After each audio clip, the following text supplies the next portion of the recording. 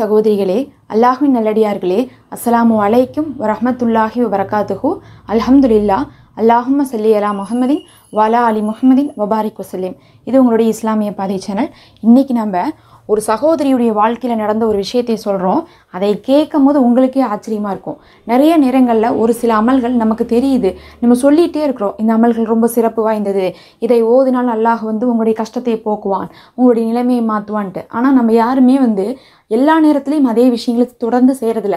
ஏன்னா வாழ்க்கையில் டக்குன்னு அதனுடைய ரிசல்ட்டை நம்ம பார்க்காதனால நம்ம விட்டுறோம். ஆனால் அதே விஷயத்த மற்றவங்க ஓதி பலனடைஞ்சாங்கன்னு சொன்னால் நமக்கு அது ரொம்ப ஆச்சரியமாக இருக்கும். அதுக்கப்புறம் இப்படி ஒரு பலனை இதை கொடுக்குதா, இந்த அமல் எனக்கு ரொம்ப தெரியுமே, இது எனக்கு ரொம்ப ஈஸியான அமல் தானே, இது என்னால் செய்ய முடியுமே, இனிமேல் நானும் செஞ்சு அந்த பலனை பெறுவோம் அப்படின்னு சொல்லிட்டு அதுக்கப்புறம் தான் நமக்கே என்னாகும், ஒரு உணர்வு தோணும். சில நேரங்களில் மற்றவங்களுக்கு கிடைக்கிறத கேட்கும் போது நமக்கு ஒரு ஆர்வமாக இருக்கும், அதை செஞ்சு நாமளும் பலனடையலான்னு சொல்லிட்டு. அந்த மாதிரி உங்களை ஆர்வம் ஊட்டுறதுக்காகவே இந்த ஒரு நிகழ்வை சொல்கிறோம். இது ரொம்ப ஒரு அருமையான அமல். ஆனால் எல்லாருமே தினமும் செய்வதே கிடையாது. அதனால தான் இதை நம்ம முக்கியமாகவே சொல்கிறோம். ஒரு சகோதரியுடைய வாழ்க்கையில் நடந்த நிகழ்வு தான் இது.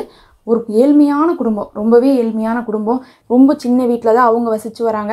அவங்களுடைய கணவர் 2 குழந்தைங்கன்னு சொல்லிட்டு ஒரு சின்ன குடும்பமாக அவங்க இருந்துகிட்ருக்காங்க. அவங்க முதல்ல கடை வச்சுருந்துருக்காங்க. பெரும் நஷ்டம் வந்துருச்சு. நஷ்டம் வந்தாலும் கடையை எடுக்கிற மாதிரி ஒரு நிலைமை வந்துருச்சு. அதுக்கப்புறம் கடையை எடுத்துகிட்டு வேலைக்கெல்லாம் போயிட்டுருக்குறாங்க அவங்க. இருந்தாலும் குடும்பத்தில் ரொம்ப பண கஷ்டம் வந்திருக்கு. கடை எடுக்கும் போது என்ன ஆயிடுச்சுன்னா ஒரு பெரும் நஷ்டமாச்சுன்னு சொன்னோமா, அதனால அவங்களுக்கு நிறைய கடன் ஏற்பட்டுருச்சு.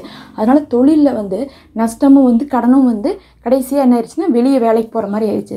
அப்படி வெளியே வேலைக்கு போகும்போது அதில் போதுமான அளவுக்கு அவங்களுக்கு சம்பாதனையே இல்லாதனால என்ன ஆயிடுச்சுன்னா கடனை அடைக்க முடியாமல், வீட்டு வாடகை கட்ட முடியாமல், குடும்பத்துக்கும் ஒழுங்காக செலவு பண்ண முடியாத ஒரு நெருக்கடியான ஒரு சூழ்நிலை வந்திருக்கு.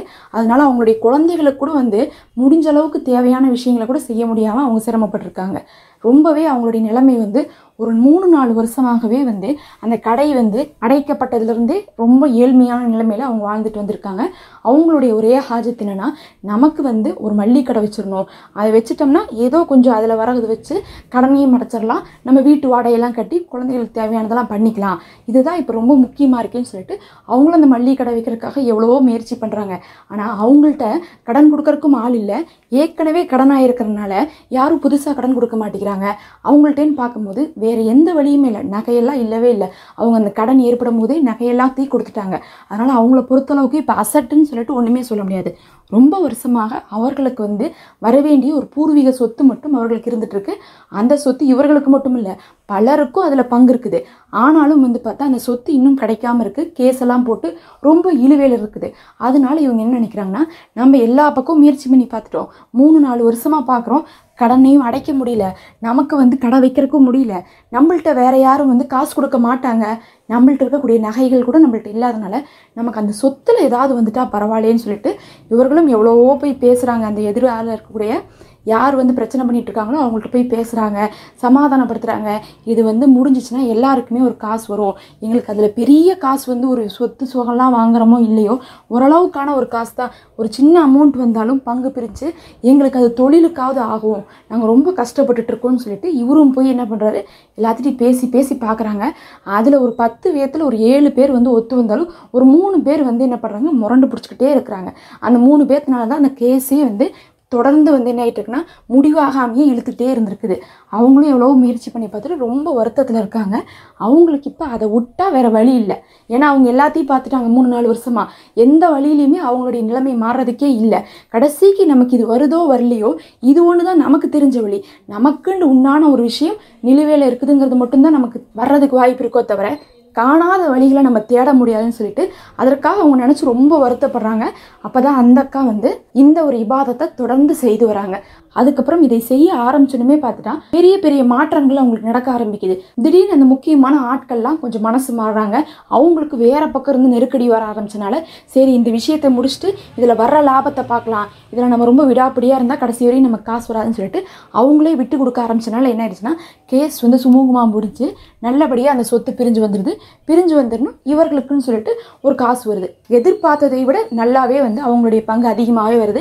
அதை கொண்டு அவங்க ஒரு கடை வச்சுக்கிட்டாங்க, மல்லிகை கடை. அவங்க ஆசைப்பட்ட மாதிரி இருந்த காசில் கடனை அடைச்சிடலாம், ஏன்னா கடன் தான் பிரச்சனை, கடன் அடைச்சிட்டாவே போதும், நம்ம வாடகை கூட நம்ம சம்பாதிக்கிறதுல கொடுத்து நிம்மதியாக இருந்துக்கலாம்னு சொல்லிட்டு அவங்க வாங்கின காசை கொண்டு கடைக்கு போட்டுட்டு மிச்சத்தை என்ன பண்ணியிருக்காங்க, கடனுக்கு போட்டு அடைச்சிட்டாங்க.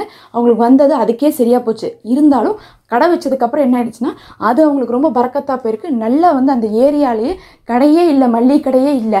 அதனால என்ன ஆயிடுச்சுன்னா இவங்களுடைய கடையில் தான் அவ்வளோ கூட்டம் வருதாமா. அதுக்காக தான் அவங்க ரொம்ப ஆசைப்பட்டிருக்காங்க இந்த இடத்துல நம்ம கடை வைக்கணுன்ட்டு. அவங்களே அவுட்டரில் தான் இருக்காங்க, வாடகை கம்மியாக இருக்கணுன்ட்டு. அதனால அவுட்டருங்கிறனால அதிகமான இடத்துல வந்து அவுட்டர்லாம் கடை இருக்காது, ரொம்ப சௌரியமாக போச்சு.